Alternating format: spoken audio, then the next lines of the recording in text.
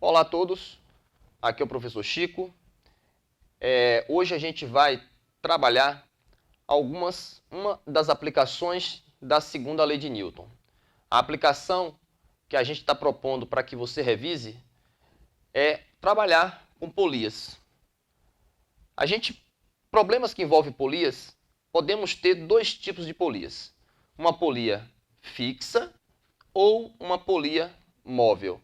Qual é a diferença? A polia fixa é aquela que está fixa pelo seu centro a uma extremidade. A polia móvel, ela tem a capacidade de se movimentar junto com os corpos. Então, o nosso objetivo principal é entender hoje a função de uma polia móvel, para que ela serve, descrever as forças nesse sistema que envolve polias e aplicar a segunda lei de Newton. Então, o ponto mais importante é aplicar a segunda lei de Newton e representar as forças. E, ao mesmo tempo, fazer a diferença entre polia fixa e polia móvel. Antes de entrar no caso que existe uma polia móvel, vamos pensar num caso mais simples. Suponha que eu tenha dois corpos e uma polia fixa. Primeiro passo, se eu quero descrever a dinâmica desse sistema, eu começo representando as forças nesse sistema. Primeiramente, aqui no corpo A, quais são as forças envolvidas? No corpo A, eu tenho a força-peso, o peso do corpo A na direção vertical, e tenho a força de tração no fio. Está aqui a tração no fio em A. Se eu quero representar as forças em B, as forças em B são peso, tenho o peso do corpo B vertical para baixo, e tenho a força de tração no fio. Essa tração no fio em B é a mesma tração do fio em A? A regra é o mesmo fio, é uma mesma tração.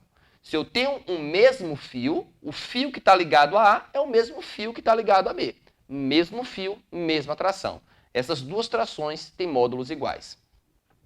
Se eu peço para representar as forças na polia, como é que ficariam as forças na polia? Observem bem que, na polia, nessa extremidade, eu tenho um fio. Então, eu tenho uma tração nessa extremidade. Nessa polia, nessa extremidade, eu também tenho um fio. Eu tenho uma tração nessa extremidade. Sustentando a polia nesse ponto, que é o teto, eu tenho uma força que corresponde a quanto? A 2T. Ô Chico, por quê? Olha, a polia, quando ideal, ela tem massa desprezível, ou seja, eu não preciso representar o peso da polia. Se ela está em equilíbrio e eu tenho T e T para baixo, eu tenho de T, sustentando ela, 2T para cima. Tudo bem? Bora supor que, nesse caso, a massa do corpo A seja maior que a massa do corpo B. Se a massa do corpo A é maior que a do corpo B, o que é que eu devo esperar? Eu devo esperar que o corpo A desça, A tenha aceleração para baixo, e B suba. B tem aceleração para cima.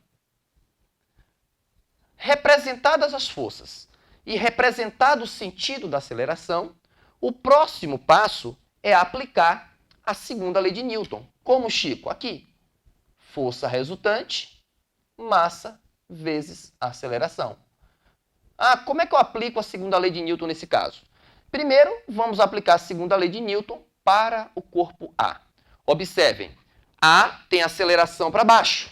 A força resultante é o peso que está no sentido da aceleração menos a tração que está no sentido contrário. Força resultante em A é o peso do corpo A menos a tração. Isso é igual a massa do corpo A vezes a aceleração. Está aí aplicada a segunda lei de Newton no corpo A. Corpo B. Quem é a força resultante no corpo B? B tem aceleração para cima. Força resultante em B é tração, que está no sentido da aceleração, menos o peso. A força resultante em B fica tração menos o peso de B é igual a massa de B vezes aceleração. Montadas as equações, você resolve o sistema. Obviamente, aqui está literal. Quando tiver os números, fica muito mais fácil você enxergar a solução do problema. Bora pensar agora no caso onde eu tenho uma polia móvel, uma fixa e uma móvel. E, de novo, se eu quero descrever a dinâmica do problema, eu começo representando as forças. Representando as forças no corpo A. Em A, eu tenho o peso do corpo A na vertical para baixo e tenho a tração no fio. Eu quero representar as forças no corpo B. Para isso, é importante primeiro eu representar as forças nessa polia e depois as forças nessa polia. Olha bem, nessa polia eu tenho um fio aqui, tem uma tração aqui. Nessa polia eu tenho um fio aqui, tem uma tração aqui. Nessa polia, sustentando ela, eu tenho um fio onde essa tração é 2T. 2T por quê? T e T para baixo, estando em equilíbrio, 2T para cima. Observe que é o mesmo fio, é a mesma tração. Quando eu represento as forças nessa outra polia eu tenho um fio nessa extremidade, eu tenho uma tração aqui. Eu tenho um fio nessa outra extremidade, tenho uma outra tração aqui. Nessa vertical para baixo, eu devo ter 2T. 2T para cima, 2T para baixo. Observe que é o mesma fio, mesma tração. Cheguei no corpo B. Quando eu olho para o corpo B, quais são as forças que estão atuando em B? Em B eu tenho o peso do corpo B para baixo e tenho a tração no fio para cima, que nesse fio agora a tração vale 2T. Perceba então o seguinte, vamos avaliar um caso muito particular no caso da polia móvel.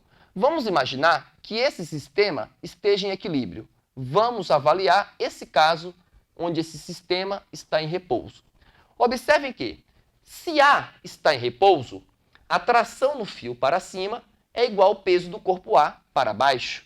A tração no fio para cima é igual ao peso do corpo A para baixo. Se o corpo B está em repouso, 2T para cima é igual ao peso de B para baixo.